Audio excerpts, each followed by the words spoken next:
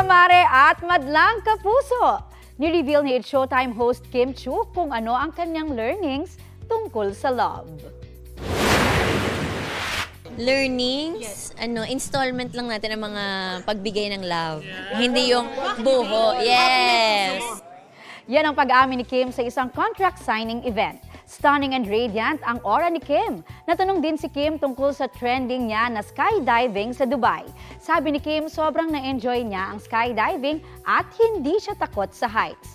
Sa ngayon, wala pa siyang next extreme activity pero G naman daw siya sa adventure. Skydiving ko na siya. So, isa yun sa mga bucket list ko, yung tumalon talaga sa Dubai. So, ginawa ko siya bago umuwi kasi masikip na talaga yung time. Pero, pinilit ko talaga. Nag 7 AM jump ako. So, okay naman. Ako nga tumalon. Kapuso, para sa mga maiinit na balita, mag-subscribe sa GMA Integrated News sa YouTube.